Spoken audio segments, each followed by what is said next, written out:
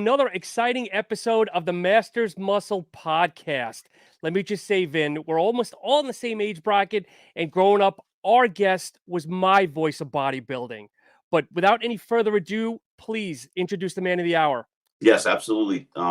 So Tom Terwilliger was the voice of Muscle Sport USA, and he did all the shows. And back then we didn't have the social media platforms we have today, and the shows would come on.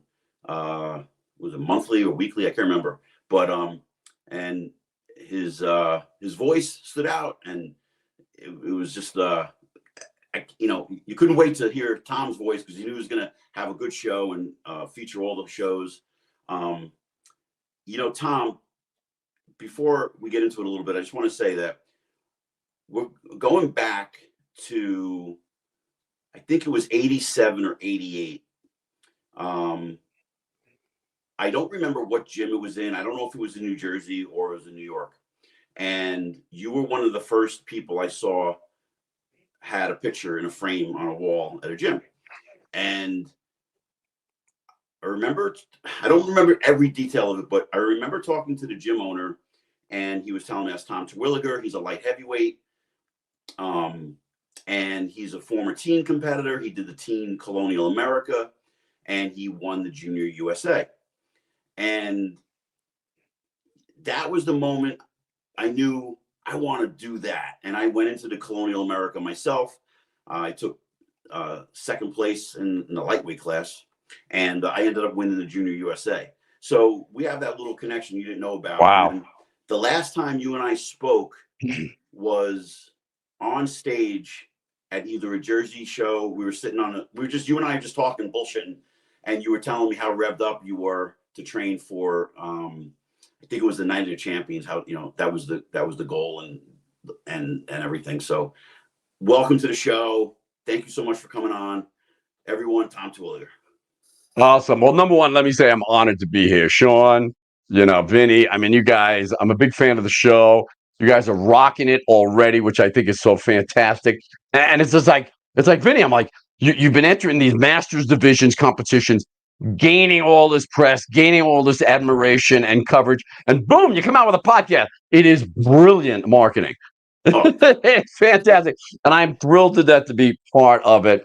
And I just want to thank everyone who's tuned in, who's watching, and I appreciate it. I hope I can share some words of wisdom. If not, at least a couple like Vinny and I were doing on stage that time. Just bullshit. Yep. So bullshitting around, man. How did you get into competing? How did that transition you into Muscle Sport USA? And then we'll go into what you're doing today. Yeah, it was interesting because I had started competing, of course, around the whole metropolitan area. And I was competing as a teenager in New York, some teenage shows actually in New Jersey, the Colonial America.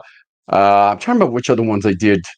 There was a teenage metropolitan that I won as a teenager, which was a big show. It was like the New York Metropolitan Championship as a teenager, particularly as an open class winner. Guys like Chris Dickerson, Dennis Tenorino, a whole bunch of guys that really went on to win Mr. Universe and Mr. America won that competition. So winning it as a teenager against the likes, I might add, of John Defendez, who is now Mr. USA, won the USA several years ago. You can't miss John Defendez on social media. He's just about all over the place, right? And I still love the guy. We're dear friends today. But I started as a teenager. Really, it was interesting because I had a lot of challenges. Like when I was growing up, I'm an identical twin. And growing up, I was dyslexic, hyperactive, ADD, as they would define it today, and put into the special ed class in 4th grade. So that's sort of like created this stigma in my own mind. It was in many respects, and I remember the actual moment being put into special class, separated from my friends, right up to the 4th grade. So the 5th grade began that special ed education thing. Arriving to school in the little yellow bus, leaving in the little yellow bus, was somewhat traumatic. But I specifically remember, like, my best friend. She was a girl, tall, redheaded girl, Diane. And I remember we used to play records, those little 45s, Jeremiah Was a Bullfrog, all these old songs, right? All the bubblegum music of the 60s. And we would go on her deck and we would play that music. And I remember one day I was approaching her house after I'd been put in the special ed class. And she came running out. She says, I'm not playing with you anymore. You're a retard. Go away. Oh, Jeez. Dude, that was traumatic. And it immediately, created this neural pathway that I'm not good enough. I'm not smart enough. I'm stupid, all this stuff that I had to wrestle with for many, many years going past that. So for me, the way I wrestled with that was becoming, because you can imagine, in the special ed class, and it was truly, whether I belonged there or not, there were several individuals that truly had special defects and or learning disabilities and challenges that they were working with. So you can imagine there was no shortage of bullies when you're in the special ed class. No shortage. So my brother and I were going through the same experience, exact same experience, different classes, both special ed. And we became what was called the bully killers. And we, because we had already, even at 8 years old, I started studying Chinese Kung Fu with Grandmaster Alan Lee. And I had been doing that for a couple of years already and continued that right into the teen years. So we were pretty good at Kung Fu. Nobody did Kung Fu in 5th grade, except maybe Bruce Lee and a few others, So it was easy to be the bully killer and to take these bullies out and teach them a lesson, So that was all very negative programming. The only thing that was really positive was my family life. I had great parents. I had older brothers and sisters, and the Kung Fu studies. But then I remember in junior high school, and this was after I'd been already in so much trouble. I was constantly with the law and the authorities in school, constantly in trouble. A friend of mine came to my locker one time, come running up. I see bolting up. This is a kid I was playing lacrosse with. And he said, check this out. And he opens and he shows me the cover of Muscle Builder magazine, which today is Muscle and Fitness, right? Remember that? Muscle Builder. Yep. And on the cover was this guy, and he's doing curls. He got this thing called, it was the arm blaster. If you remember the arm blaster, it was like you locked your arms in, and he's doing curls, and the big split in his teeth. I had no idea who this guy was. I'm flipping through the pages. I'm like, oh my God. So I'm looking at these black and white pictures of Frank Zane, Franco Columba, and of course it was Arnold Schwarzenegger on the cover. And that lit the fire almost immediately. That was it for me. I was completely magnetized to bodybuilding. I stopped playing lacrosse. I joined a local gym, which was okay, but then it wasn't long before I discovered a real gym not far from my neighborhood. So that's kind of how it started. It was rough beginnings, and I needed something to latch on that was positive, that would have a positive influence on my psyche, my emotions, and my physiology as much as anything else. And bodybuilding was the beginning of that, for sure. Very cool. Very cool.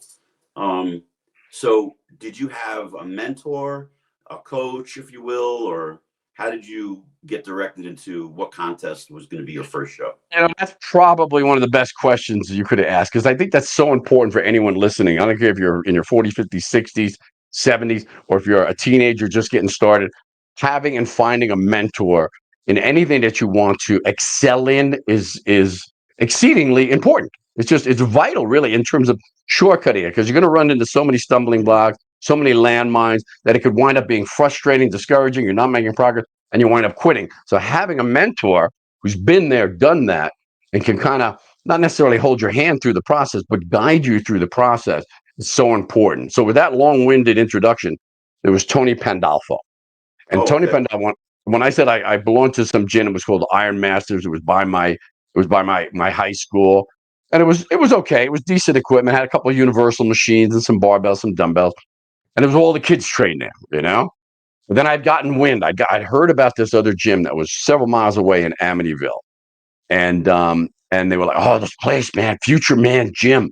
You got to check this out. It's like, this is where all the top guys in New York train. All the top bodybuilders are down there. But don't even go. Don't even think about it, because they will eat you up and spit you out. I was like, holy crap. They had me scared, excuse my language, shitless to even go to this place. So I did. I rode my bicycle down there. I guess I was about 15 at the time. I ride my bicycle down there, and it was freezing cold. It was probably in February. And there's steam on the window. I'm trying to rub the steam off. Little do I know, the steam's on the inside, dummy. It's not coming off. I can't look in. I'm like trying to look in. So finally, I had to find the courage to walk through the door. And as I walked through the door, the first thing that hits me, and you guys might remember this, Vinny, you're a little younger, but you might remember some of those old school in Jersey. There was Diamond Gym. There was Strong and Shapely. There were several gyms that had that old school flair, and this one was completely old school bodybuilding. And the first thing you smell when you went in was this like blend, this aromatic punch in the face, sweat, vomit, and Bengay. It was like that. Imagine mixing that up, and then it would wake you up if you were unconscious. But it almost knocked me out. It was like hit me in the face. I was like, "Holy crap!" So then I find the courage to kind of walk through the place, and there was Mr. America, Steve Mahalik, being photographed. Yeah, Steve Mahalik, legendary at the time. Unfortunately, he's gone to rest as well. But Steve was doing squats, and Steve dressed, by the way. And you remember some of the old school outfits, right? Like Robbie Robinson in Venice Beach, California. He always had the tattered, torn, looked like it never been washed tank top, holes everywhere, sweat stained. I mean, just a mess. And the big baggy sweatpants with the brown stained butt belt cinched as tight, looked like Sinbad. It was like Sinbad. It was like the waist was like this, And here he is, and he's over there squatting. For me, I couldn't believe. I saw it in the magazines, but I couldn't believe a human being could look like this. I was like, it just blew me away, right? But that was also the time when I met my mentor, because at the time, the gym, Future Man, was owned by a gentleman named Tony Pandolfo. And Tony Pandolfo couldn't have been maybe 5'5", every bit as wide as he was tall, and he owned the club. So he introduced himself. He was very nice. He showed me around. And it wasn't like the kids said. They didn't want to eat me up and spit me out. He welcomed me. I guess, when you own a gym, you welcome anyone who can pay. Yep. Of course. Even if he looks like a punk-ass kid you want to get rid of in a couple of months, So Tony really kind of, once I joined, and I had to ride my bicycle there every day. So that was part of the workout. It was about 10 miles away. And but Tony took me under his wing. When he saw, like you guys, I'm sure once you see someone, even me, I see someone in the gym who I see frequently, they're pretty serious. They're really making an effort, but they're making a couple of mistakes here and there. I won't necessarily take them under the wing because that takes a tremendous amount of time and energy, but I will help them a little bit, like correct them. Hey, do you mind some feedback? That's what Tony started doing, but he saw that I was serious. I was there every day. And like every teenager today, I didn't want to rest. I had to train 7 days a week. Sure. And so yeah, all right. So Tony's like, "What are you doing, kid?" I said, I'm training. He goes, "You've been here for the last 14 days in a row." He goes, "Get your ass out of here, man. You got to." And then he started mentoring me. And Tony became, a tremendous, because he was also a champion bodybuilder himself, been there, done that. And one of the things I loved about Tony as a mentor too, he was smart, he was ethical, he steered me away from any kind of chemical use at that time. I'm a teenager. He knew this would not be good for me. So he steered me away from that and got me on nutrition and got me on the proper training, plenty of rest. But one of the things I also loved about Tony is he never looked like a gym rat, never, unless he was training. That guy he looked like he was going to the disco every time he was working in the gym. The perfectly pressed slacks, remember the high-waisted 70s disco slacks? Oh, yeah. Like the satin shirt, wide lapel, button down to here with his pecs hanging out. I mean, the guy always looked impeccable. And it was just like, he was a fantastic mentor. And it just led me right down the right path, man. Great question. Very cool. So, very cool. Tom, when you were growing up, what were you, lean and lanky? Were you kind of built, or like playing lacrosse? What was your physique like before you started lifting? Skinny. I was as skinny as you can imagine. In fact, a funny story around that. And after I had an article written in Muscle and Fitness magazine called "Chicken Legs," about my leg training, I was like, damn, I even mentioned her name. So there was a girl in junior high school named Miranda that I had a tremendous crush on, right? And in high school back then, there was like one big gym room, and the girls were on one side and the boys were on the other. And back then, of course, you had those, they had these like little skimpy, baggy gray shorts that had whatever school name written on it. And the baggy, the t-shirt, the gray, it was all gray. Everything was gray. And we had those, little Converse sneakers, if you were lucky to be able to afford the Converse sneakers. And my legs were so skinny. I remember specifically, I had a crush on her, and she's like waving me over. She's with her girlfriend, and they're all giggling, And this is fifth grade. and she's flagging me over. And I get close enough, and she starts pointing. She says, I told you had chicken legs. I was like, another blow at that time. I was like, oh God. Tom, please tell me your high school years were better than your elementary years. High school was a challenge. It really was. Yeah. It was. Again, I was in a lot of trouble. I managed to work my way out of the special ed class, right back into the normal class, right back into trouble. I was still a bully killer, and still in all sorts of trouble. My martial arts, I never really embraced the Kung Fu philosophy, which is much more passive and Buddhist in its style. I was always more aggressive, which didn't serve me at all. But in high school, as a sophomore, I got my first Harley Davidson motorcycle. It was a chopper. It was a 1958 panhead, rigid frame chopper, big ape hangers, no brake on the front. It was a badass little scooter, you know.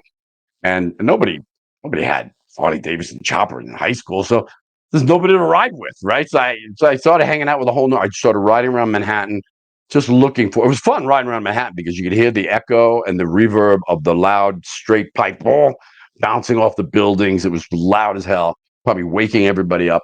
And then I came across a bar in Manhattan that had about 10, 12, 15 bikes in front of it, some badass looking choppers. So I went in. Here I am. I'm 17 years old, you know. So I go into this place, and that's where I met and started hanging out with probably,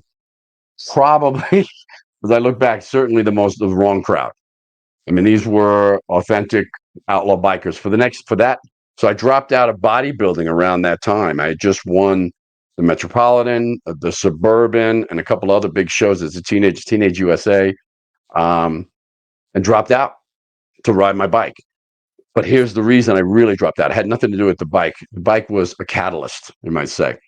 And this goes to the psyche. And this is the stuff that I write about and I like embrace today in terms of coaching people, is getting past those early traumas and the beliefs that we develop about ourselves, because we can make progress. I was making progress. I started seeing little pictures of myself in Iron Man. Remember old Iron Man magazine? Mm-hmm. I started seeing little pictures of oh my God, there I am from the colonial American. It was like a big deal. If you had a little picture of yourself in a magazine, it was like a huge deal, you know, as a teenager. And so I was starting to develop this new belief that, hey, you know what?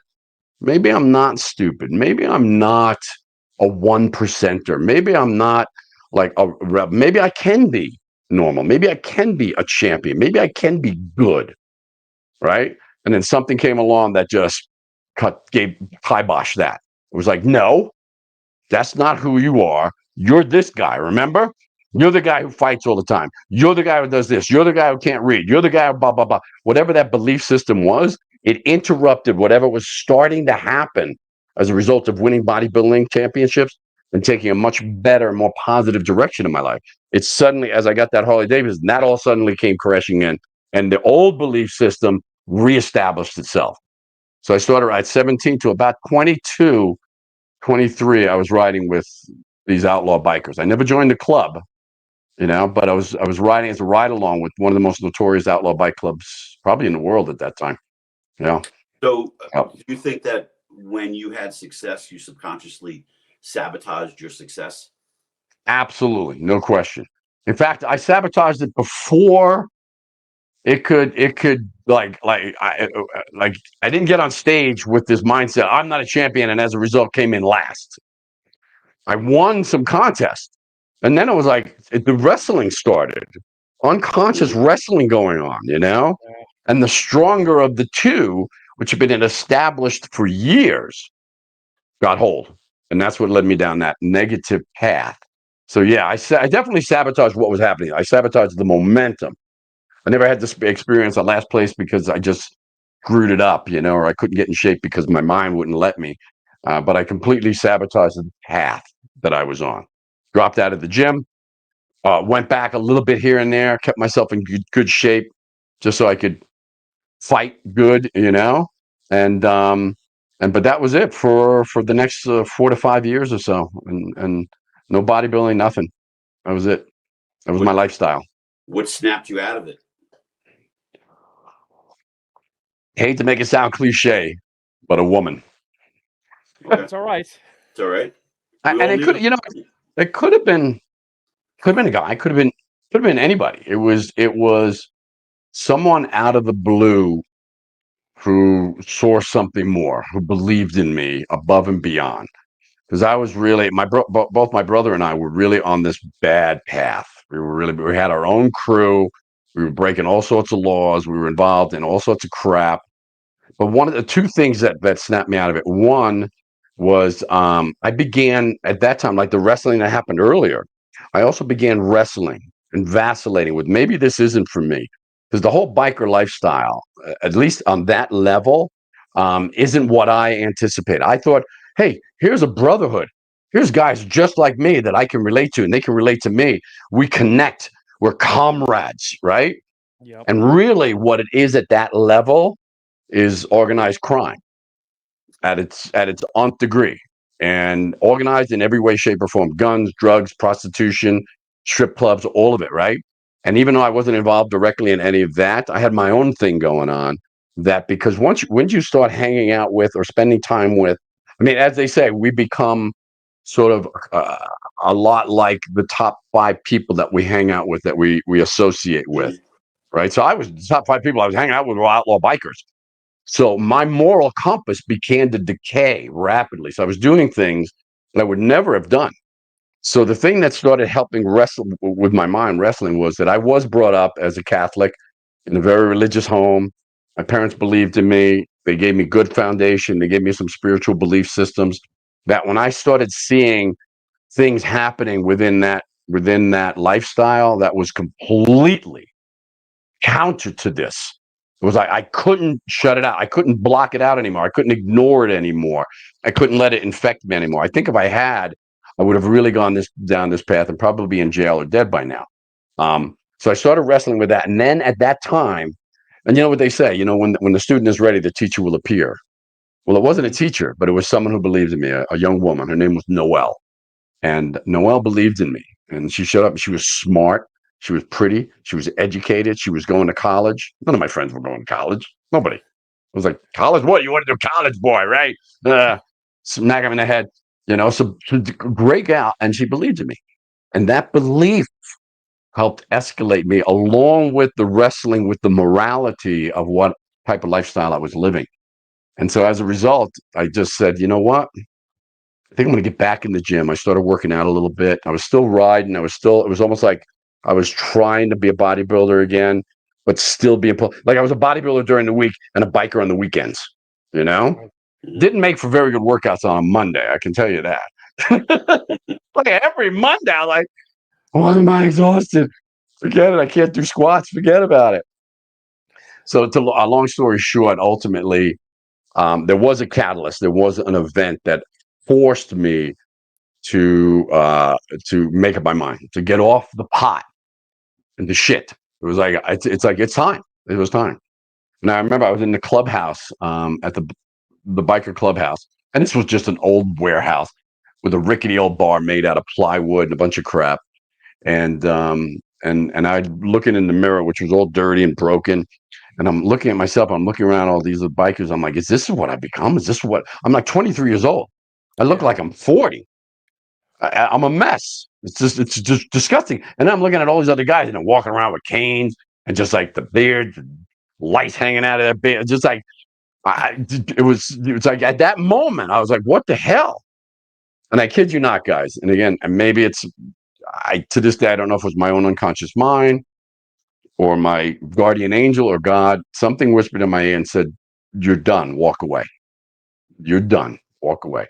And the second time I heard, I was confused. I looked around. I thought somebody was actually whispering in my ear. Okay. And so I looked around and I heard it again. And it was convincing because I was already there. I was already on that fence. I already been vacillating with this. Get up, get out. You're done. And so I did. I started walking towards the door. And something happened that completely solidified the decision to walk away and never go back. was there was a shotgun, a short little Remington sawed-off shotgun, double barrel behind the bar, cocked, ready to go at a moment's notice, just in case somebody raided us or something. And somebody must have banged up against that bar, and because it was old and rickety, the thing popped off its perch behind the bar, hit the ground. Both barrels went off in the exact spot that I had been standing not 10 seconds before. Oh, just as I was opening the door, walk out. Unfortunately, a very dear friend of mine, his wife got caught with some of the shells, but she survived it. She made it out, but it was the whole place erupted. And I walked out that door and I never looked back. Never looked back. That was it. That was the catalyst. Yeah. Wow. Crazy. So you decide to turn back to bodybuilding, and obviously I turned back, and really, because it was like I was already kind of like delving in it a little bit. Like I said, during the week, on the weekends, I was a biker. During the week, I was working out, training. So I didn't let my body go completely to pot. But I'd been stabbed, I've been drinking, I've been doing all sorts of drugs, cocaine, you name it. And so the first place was to really get back there, find Tony, reestablish a relationship with Tony Pandolfo, reestablish a relationship with Future Man Jim, which I was ashamed to go to. I wasn't during that biker period. I wasn't going to Future Man. In my mind, I let everybody down. I was becoming a champion, and now I'm garbage. Now I let myself go. I'm done. So I didn't go there. I just went to some other gym. So it was getting back into humbling myself and saying, hey, you know what? You got to suck it up. You got to get back in the good graces of Tony. You got to get back into Future Man Jim and start that process again. Thank God I had that, to be honest with you. Because bodybuilding, along with the belief of this one particular person and several other people, including my parents, that was my savior. I like to say I found God as a result of that, but I think I always had God in my mind and in my heart. So I can't say I found God, but I found some salvation in bodybuilding, and it took off pretty quickly from there. Now, when you went back, did Tony break your balls for a little while? Did he give you a hard time? He did. It was like those. Yeah, I had to earn it, man. Those coaches back then, they didn't give you much leeway. Bodybuilding coaches like Tony, like Vince Gironda, like Mahalik, they were kind of like if you're in, you're in. If you're not in, don't even. And I wasn't in at that moment.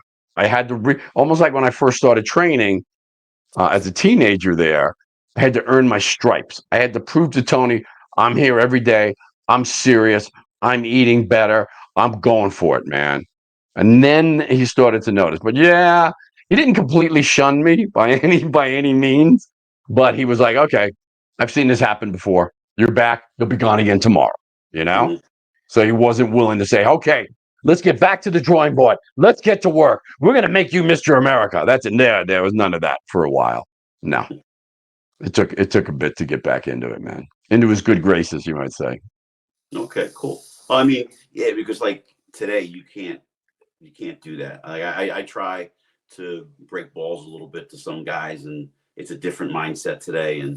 But that's what I experienced, and I understand what you went through. And a lot of what you're talking about resonates a lot with me personally. So I really appreciate your story and being so open. Yeah, it's pretty cool. I think there's a few bodybuilders that have found their saving grace through bodybuilding, and I think it's one of the things that make us champions in many respects, because it wasn't easy. It wasn't handed to us. We weren't necessarily gifted with the best genetics in the world or lack of any struggle. I think the struggle is what makes us stronger, right? It's resistance. It's the perturbation, as it's called. The perturbation of tons and tons and layers of earth and rock is what creates a diamond out of coal. So if we don't have perturbation, we will never gain the internal, moral, physical strength to be able to become any sort of champion in the sport. So I can totally understand, not knowing your story, I can totally resonate that you have a story behind that's made you a champion. Sean and I were talking before before you got on, and we were talking. I read your bio, and it was like, and I joked at first and said my dyslexia kicked in and said, don't even read this. So he thought I was joking. I'm like, no, I really am. I'm dyslexic. And I too, I didn't have to go on a yellow bus, but I was in a special needs class, and I was bullied. And I had some horrific things done to me, where I got beat up. And so I can relate a lot to your story. My high school wouldn't even allow me back in after an event where a kid took a pipe to my face, broke my nose, broke my jaw, broke my collarbone. And it wouldn't allow you back in? What did you do to this kid? Nothing. I know. They were more scared of him if they didn't allow him back in. So I was the easy target, and I had to have tutor come to my house, and I didn't experience graduation. I didn't experience my prom. And I joke with a lot of people that I went to and I did. This is the truth. I went to like 11 proms with other girls, and they're like, but nobody knew my story because I didn't go to my own prom, and I think I was trying to fulfill something that was missing. And same thing. I got into competing, I think, because I was trying to fill that gap, that void. The way you're talking, man, it's like, wow, it's like you're talking to me right now. It's like, yeah, I mean, it's so it's interesting because I do a lot of speaking, a lot of motivational stuff, but also personal development training, corporations and stuff like that. And it's just like my story is like 99% of the people in the audience don't have a story like mine, but they relate to it in some way. They had their own struggle. They had their own trauma. I'm finding as I work with people with trauma that 90% of us had something we coded as trauma. It may not be, childhood abuse. It may not be whatever we think of as trauma, but it could be anything. It's my best friend calling me retard, saying, I reject you. I didn't want you. That's coded as trauma, Absolutely, So I think a lot of people do. And it's interesting, Vinny, because same thing, man. I mean, you can imagine as junior in high school with a Harley Davidson, I finally got into a fight with a gym teacher, beat the guy up, and they're like, Mr. Terwilliger, what are we going to do with it? I said, I'm going to make it easy. I quit. So I left. But I did the same thing. I went to like 3 or 4 different proms with different girls. Not only did I go to 11 proms, but I actually went to 11 high schools. I went to 3 high schools, and the first high school I went to, they actually closed down, and I got in on an art scholarship. And then the second high school, this kid, my uncle pulled me aside and he said, "Do not cause a problem for your mother and father. Do not fight." I was like, "Okay, I won't fight." And this one kid would flick me in the back of my ear every day. And until one day I couldn't take it anymore, and I took a history book to his head repeatedly. Jeez. And turns out that his father was the high school was St. Al's High School in Jersey City, and the first 2 floors were up to 8th grade, and then the second 2 floors was high school. And I didn't know that his father was Mr. Wilkins, was the gym teacher and history teacher at the grammar school. And he comes up and blasts me in the face. We start fighting. So I can totally relate to you. Gym teacher, another fight with a gym. What the hell? We're gonna have to put a survey out to bodybuilders. Raise your hand if you've ever beat up a gym teacher.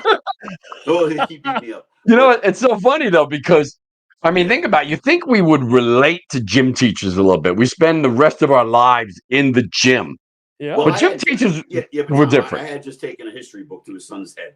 So he had one up on me. He just came in and sucker punched me. And I remember, I think my sisters are listening right now because they watch all the podcasts. And I remember it was chaos. The whole school erupted, right? And I come out and, my sister Charlotte is like, "What's going on?" And she sees my face. I'm a little bloody. Yeah, it was a mess. I Unbelievable. Stress to my parents that you're talking about.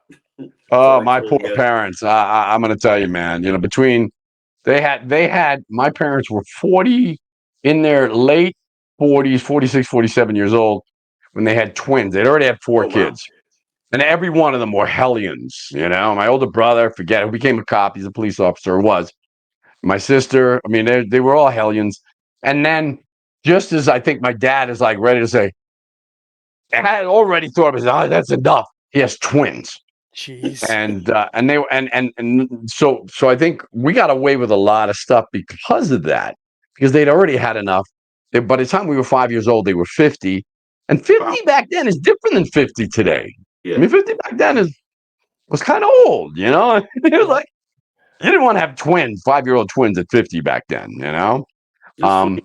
So we got away with a lot of stuff as a result of that, man. And the same way, my sisters are 17, 14, and 11 years older than me, and my parents were almost 40 when they had me. So our stories are very close. Our stories are my sisters are all older than me. I've got one that's now, in their late 70s, and then all the way down. The youngest one is 12 or 14 years older than me. So very much the same story, man. Isn't that crazy? Yeah, that's great. Wow. Yeah, that's funny. And it's funny because earlier when I was saying, well, I wanted to do these shows that Tom Terwilliger did, and I never knew, like, years later. I remember when you and I met for the first time. We were on stage at a show, and I couldn't believe this is like a normal dude. He's talking to me. He's a god to me. I see him in the magazines, and he's on, all these shows, and I'm like, Tom's talking to me, and I couldn't believe, like, yeah, Vin, I can't wait to go to Night of Champions, and I'm like, he just said my name. I remember that like it was yesterday. I go, this guy knows my fucking name. Wow, man. No, I remember you. You were one of those guys that were up and coming, man. In fact, I think didn't we must have covered one of your events. You did, yeah, because on Muscle Sport USA. I won the overall at the Suburban. Mm-hmm. No, we always covered the Suburban. Yeah. Yeah, and I trained a lot with Steve Stone. Mm-hmm. So Steve was a mentor, if you will. Very logical guy. Oh. And a good sense of humor. Yep. And I love Steve was one of the guys who taught me about hard leg training. Mm. And I would watch Steve squat like 5 or 6 plates. I'm like, how's he doing this? I can't do that. And Steve was a good guy. And I had the misfortune of training with Steve a few times, and it was always hell. And one time I had discovered a new routine called hundreds. Right? I don't know if you've ever done hundreds. Yeah. Wait, before you go any further, wasn't that the guy from California who was doing 100 reps? Yeah, there was a couple of guys that were doing it, but I remember being introduced through Mahalik was volume. They would do 100 sets. Him and John Defendez would do 100 sets for like back or even biceps. Legs, easily 100 sets. I mean, it would be 3 hours of leg training. It was crazy. I don't know how John, still a dear friend. I don't know how John did it. I just don't know. I mean, I couldn't have done it, But the hundreds were, you would do 100 reps, pick a weight that you could comfortably do 20 with, you know what I mean? Squatting, let's just say 225, right? And 100 reps. You got to get 100 reps with it, And it was brutal. So that when I trained with Steve, the last time I trained legs with Steve, he wanted to go heavy because I've trained heavy with him before, and it was always brutal. And I have small joints. I'm not a heavy guy. My heaviest bench was 405. Heaviest squat was 500, but those were like anomalies. That wasn't the weight I was training with, And Steve was freaking strong. And every time I trained with him, he wanted to train heavy. So I'm like, hey, Steve, hold on. Let's do something else. I've just discovered some new routine. I think you're going to love it, right? He freaking hated it because he was so conditioned to doing low reps, heavy weight. Doing 100 reps, finally got the bastard. I was like, I got you son of a bitch. Now, Tom, let's just educate the audience a little bit on who he was. And, because a lot of people don't know who he was. Steve Stone, many years competing, and he became the expediter at all of the shows. Yes. He was at the Mr. Olympia. And he won, I think he won the light heavyweight division at either the juniors or the USA one year. He never turned pro, but he was good. And I remember he was on the cover of a magazine. He was dating a gal too. I did a cover with her on Muscular Development magazine. His girlfriend at the time was Sharon Marvel. That's right. And him and Sharon dated for quite a while. They were an item, and they were both great bodybuilders. And I had never met Steve. And I remember when the TV show Muscle Sport USA was picked up by Fox Sports. Now we were on Madison Square Garden Network for the first 6 years or something of the show, and it was different then. It was different. It was like we had a special guest on. We had Dr. Robert Goldman, who was one of the top doctors. I mean, the guy is amazing, right? We had a whole bunch of and different. It was a different format. And then when Fox Sports picked up Muscle Sport USA, which was fantastic, that Fox Sports Net would pick us up, it changed. I had to start wearing the blue blazer and the tie, and the whole mic with the Fox Sports, and it was really competition coverage, because that's what Fox Sports was doing. It was competition coverage, so we had to have a color man. I was like the anchor. We had to have a color guy, right? And so Paul Goldberg, who was one of the producers, said, "We've got a guy. Love you to meet him. I think he'd be a good balance." And I'd never met Steve, but Paul was bragging he won this contest and that contest. And he drove out from where he was living. I think it was upstate New York, White Plains or something, to Long Island, to my gym. I had a gym called Maximum Health and Fitness in Long Island. I had 2 of those. And he came out. And I'm going to be honest with you. Here I was like, I had already won the Nationals. But I was nervous to meet this guy. I was like, he's got a great reputation. He's good looking. He's like, he's going to steal the limelight from me, man. This guy's good. And I loved him right out of the gate. I loved the guy. And we just had such a great balance between the two of us. He was great color. I was more of an anchor. And it worked out fantastic. So Steve was the perfect balance there. Blonde, great looking guy. And one of the things that I loved the most about Steve, that he was about my height, maybe even a little shorter. Guys that were 6'5", I would have been like, no, we're not hiring a guy that's 6'5". Ain't happening. I ain't doing this up here. So you can see the ego was firmly intact at that time, and Steve, and again, just for your audience, Steve was indeed, a quick story about Steve. We were at some show in Jersey. It might have been a national championship or something. And I remember we had to be on camera, right, during the intermission. It was like, and we had to hustle back. And we're hustling back. The intermission just started. We're not there. And it was like, oh my God, everybody loved Steve. They knew who I was, but they loved Steve. And it was just like everybody was stopping. And he would stop and give advice, say hello. He was the most generous guy with his time as anyone I've ever known. So ultimately we were late to get on camera, so we got in a little trouble. But it was always hell getting through an audience with Steve because of that reason. And like you said, Vinny, he was one of the best expediters, because he respected, but he had a firm hand on expediting competitors backstage, even at the Olympia. He could get some people in the lineup. Let's go. We got to get going. There's a time. There's a clock, right? He would get them moving, get them going, and help people out. He'd even put oil on people and help them out. And ultimately, he loved that. He loved doing that. And ultimately, yeah, I know. Wow. You guys were asking earlier, so he actually won the 1990 North American Championships, took first place as a light heavy. North American, that was it. Yep. And he died backstage. He had a congenital heart issue, and literally putting oil on a competitor, helping a competitor backstage at the Olympia. He died on the spot. Wow, that was years ago, and I still, man, I miss that guy. I miss him. God rest his soul. Yeah, so that was Steve. He was a character. So let's get back to you here for a minute. So you won the 86 Nationals in a stacked class. So I see Mike Ashley, Aaron Baker. You win that. Did you walk into that thinking you had it, or were you kind of questioning your placements a little bit? Well, as soon as I saw Mike Ashley backstage, I didn't think I had it. I was like, oh man, because I knew Mike from Long Island. I knew how good he was, and I knew he had exactly what I didn't have: abs. Mike Ashley had some of the best abs in bodybuilding at the time, and I had crap abs. I was as lean as anyone, but I never had good genetic. I couldn't hold my own with these new physique competitors, because they all got these incredible abs, right? It's like a must. If you don't have them, don't even get on stage. And I knew he had those abs, but he was also arms, back. His back was amazing. But but I had the momentum. I had taken 2 years before, I guess it was in '84, I had taken third. That was a surprise because I got on that stage. I had gone down to New Orleans. It was in New Orleans, my first nationals, and I'd gone down there to prep with a couple of guys.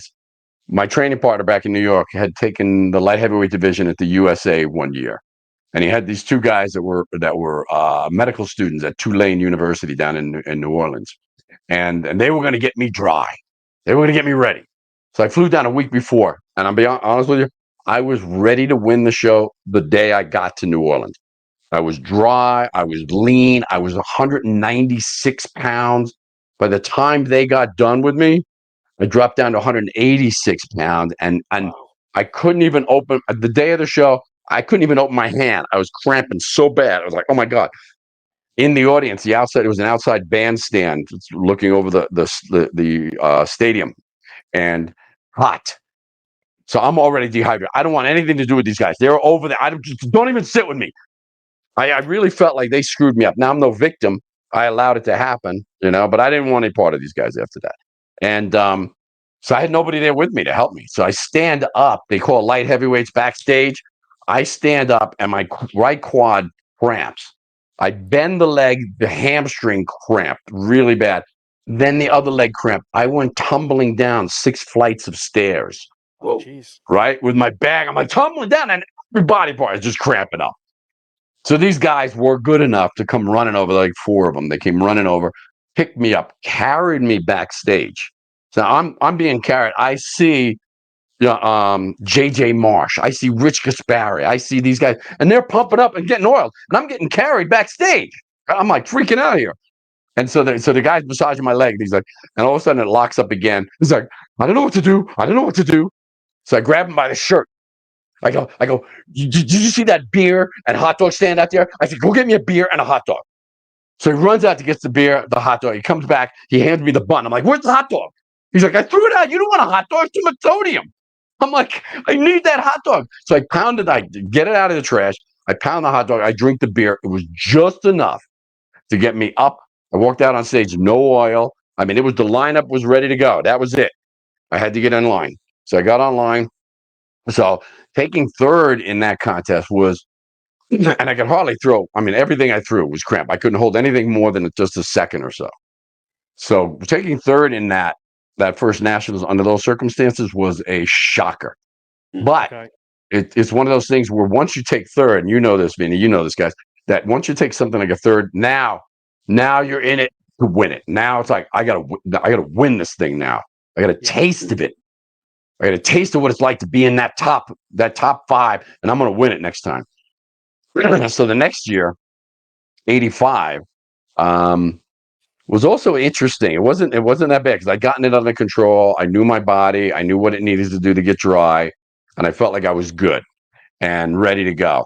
But then in steps Phil Williams, and Phil Williams was. The guy he had a back. He had a back that was just unbelievable. Do you know Phil? You know who Phil Williams is, don't you? I never met him, but I know. Yeah, Phil was great. He, like me, he didn't really make a big mark as a pro, but he was really good. And it was interesting, Vinny, and you'll get a kick out of this because during the prejudging, right? I mean, we're both ready. I'm glancing over at him. He's glancing over at me. We didn't really know each other at all, but so the prejudging, the light heavyweights come out. They call me and Phil, well, whatever our numbers were, number 14, number 24. We come out alone, the 2 of us. That's like never happens. There's always a 5 or 6 guys, right? And they're going to compare them all.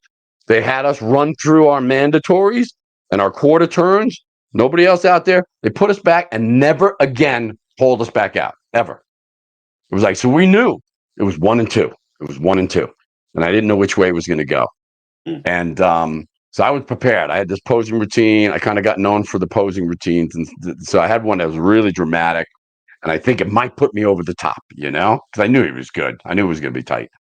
And I'll never forget it because remember Moses Maldonado at all?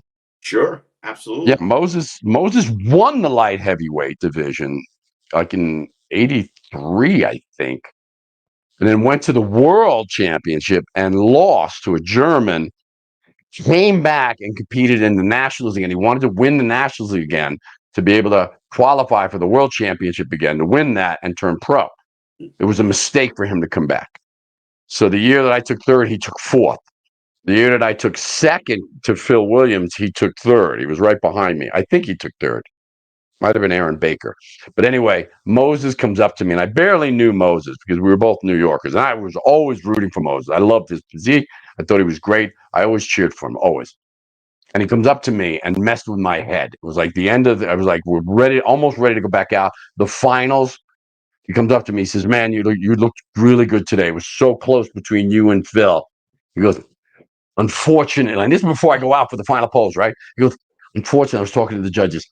You lost by 1 point. Oh, I was practically livid. I'm like, you just robbed me of an opportunity. It doesn't mean I would have won. I still would have lost. But I would have went out there with just a little bit more fight in me. You know what I mean? right. It was just like, you don't do that. That wasn't good sportsmanship at all. So I wound up taking second to Phil by 1 point, which was pretty cool, you know. And then the next year, so I had the momentum going into '86.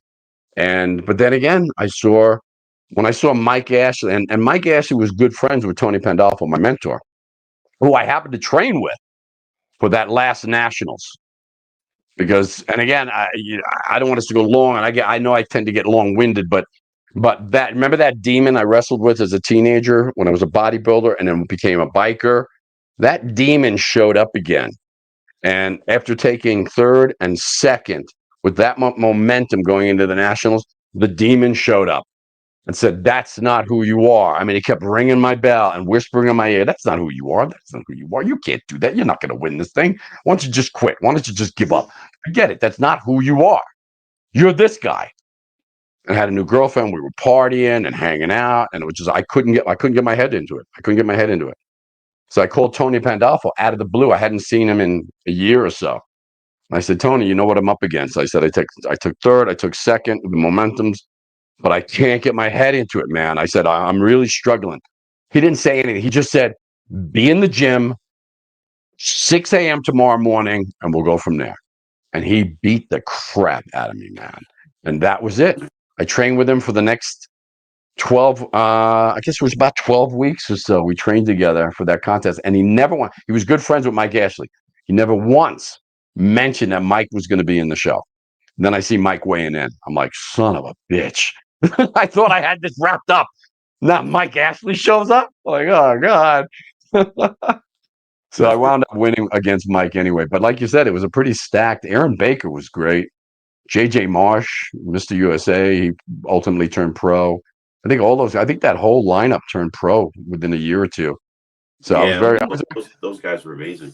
Yeah, I still consider myself fortunate. I consider myself fortunate to have beaten Mike on that day. I really do.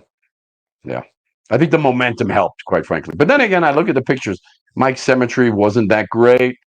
His lines weren't terrific. He had great muscularity, but he was lacking a couple of things. But I still think on any given day, he could have beat me. You had that natural X-frame, though. You know, you had that X-frame, shoulders, waist, flaring quads, your diamond calves. That definitely helped because I was not the biggest guy. I mean, I think I won the light heavyweight nationals at 188 pounds. I gave away like 10 pounds. I could have been 10 pounds. I always struggled to put a lot of weight and a lot of muscle on, you know, so I had to be refined. But it wasn't enough. Once I turned pro, it wasn't enough. It was enough to win the national, but it wasn't. My best showing at a pro level qualified me 2 years in a row or 1 year after was the Niagara Pro Championship. That qualified. I took third in that against Sonny Schmidt. Remember Sonny Schmidt? Yeah. Oh, yeah. God rest his soul. Oh, man, that guy was thick. And Albert Beckles won. Sonny was second. I was third. And to compete, I got to be honest with you, man. Again, you talk about like, this is Tom Terwilliger. He's talking to me. It was like, Albert Beckles. I'm competing against Albert Beckles. It was like, I was like, oh my God, this is amazing. You know, I mean, he was like, holy crap. And I wound up beating Albert at one of the Night of the Champions. I competed in like 3 of those. Never did really well. 10th, 7th, 6th. But I beat him 1 year. And I was like, oh my God, I beat Albert Beckles. That was enough for me. And Unfortunately, that was enough for me. didn't Sonny Schmidt end up winning one of the Masters Olympia? He did. I think he did. 94, right? 93. Yeah, I think you're right, Vin. Yeah. Oh my God, I've got funny stories about Sonny Schmidt. After Olympia, one of the Olympias, we got to be good friends. Me, Milo Sharshev, and Sonny kind of hung out. We were like the three stooges, you might say. You know, we always hung out on the Grand Prix. And there's 7 contests on this Grand Prix tour after the Mr. Olympia, and you're on a bus 90% of the time. There's contests on Wednesdays. You know, because you had to do these contests. They did contests not on a weekend. It was like on a Wednesday and then a Saturday and then a Monday. It was crazy. And so we were hanging out. And Sonny, and again, man, how many times do I have to say God rest his soul? You know, because Sonny's gone too. He passed away. We're hanging out. It was like Sonny was taking second to Vince Taylor every contest, like the first 4 contests. Vince, Sonny, Vince, Sonny, Vince, Sonny, right? And then we got to Spain. Something happened in Spain, and I think it had something to do with scoring something from a dealer of some kind that you would put in a pipe and smoke. Sonny got a hold of some of this stuff, and that was it, man. That was it. I remember we had to get on a bus, and there's like 20 of us, right? We got to get on this bus, and organizing 20 bodybuilders. Can't even imagine what Wayne D'Amelio was up against doing all this, right? I mean, it's just a mess, and we couldn't find Sonny. He's like, he's got to get on the bus. We got to go. We're on a deadline. So nobody could find him. So Milos and I went looking for him. We went into the men's room, and we see these plumes of smoke coming out from over the stall. We're like, oh my God, we opened the stall, and there's Sonny smoking a pipe of hash. And I was like, that was it. He went from 2nd to 4th to 5th to 7th. They just kept dropping in every contest, man. Oh my God. But he was a great guy, and just I'll never forget him. I love that guy, man. Yeah, a great story. Great. Yeah, I hope he doesn't mind. He's probably laughing. He's probably wishing he was able to do it again. Yeah. So that was funny too, because he was Samoan, and you could hardly understand what he was saying. What would always come out? I mean, he'd be like, "fucking." It was like all you could understand was the word "fucking." I'm like, all right. That's funny. So, Tom, tell us a little bit about what you're doing today, your website, and you were saying a little earlier before about what you do, and you know. Yeah. Thank you. I'm working. I coach. I don't personal train anymore, but I do a lot of coaching, mostly in the area of mindset. I work with entrepreneurs. I have a few that I work with that are trauma victims. I mean, true, like some serious trauma that I work with. And all of this, everything I do in the realm of mindset, success, and achievement training it centers around our physiology. And for me, that's the most important thing. I won't work with someone if they're not ready to or willing to engage and create rapport, I call it, with their body. Because a lot of times they don't. And trauma victims, for example, are very disconnected from their body. The vagus nerve that attaches the gut and the heart runs up into the larynx and the ears, sends messages to the brain. And if you're not connected, that vagus nerve turns off, and you're always in a state of fight or flight. You're always in the sympathetic nervous system. So we've got to get back into the body, reconnect with it, and reestablish rapport with the vagus nerve and the rest of the body. So that's the kind of work I do. And I work with executives and entrepreneurs quite a bit. And I'm also working these days. My wife is a epigenetic coach. So she does a lot in the nutrition, peptides, and all these different hormone areas, and does blood work and blood tests and stuff.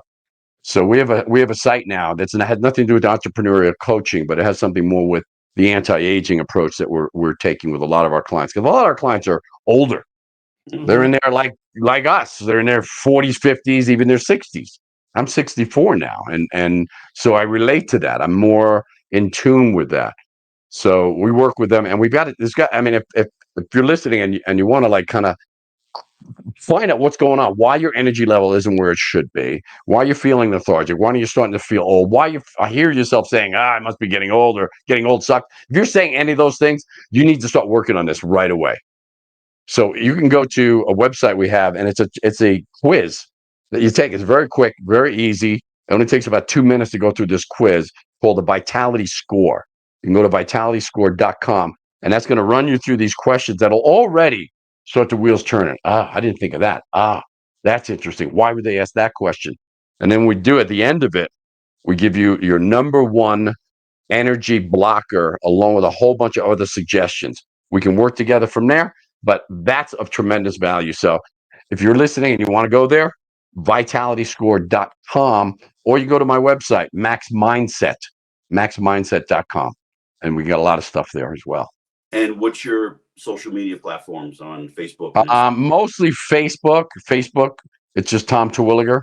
That's it. Yep. And there's a couple of them, but you'll know. I'm not the Tom Terwilliger with the big white beard.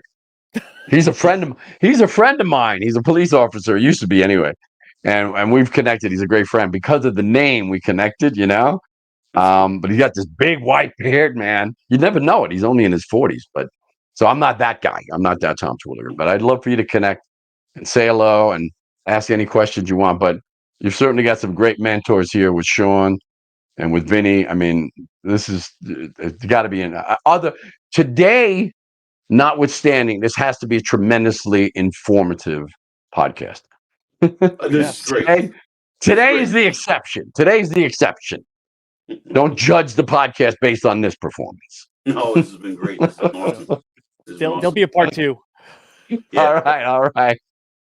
So Sean, Tom, you got me all rattled up. Thank you so much for your time, and it's been a pleasure.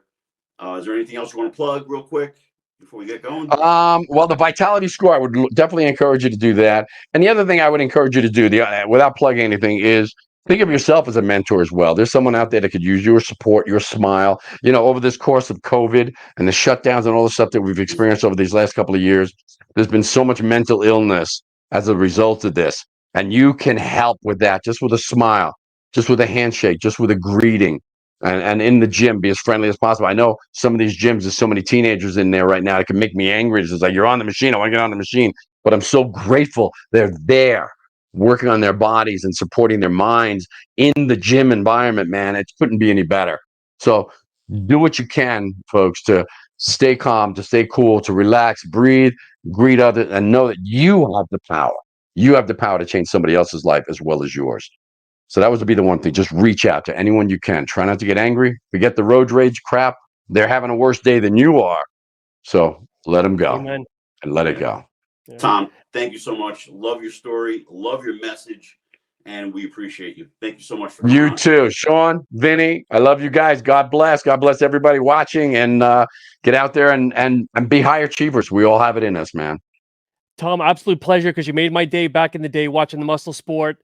And for everybody watching and listening, thank you so much. Next Wednesday, making his very first podcast debut, which is surprising, Chris Faldo from Hawaii. And also, hopefully early next week, we'll be doing a roundtable when the Masters Olympia list will be announced. And knock on wood, Vinny will be the first topic on there. Everyone have a great night. But I'll be praying that you're in that, man. I love to see you in that. I can't imagine you're not going to be. So thank you. Well, crossing my fingers. You got it, guys. God bless. Be safe. Thank you, everybody.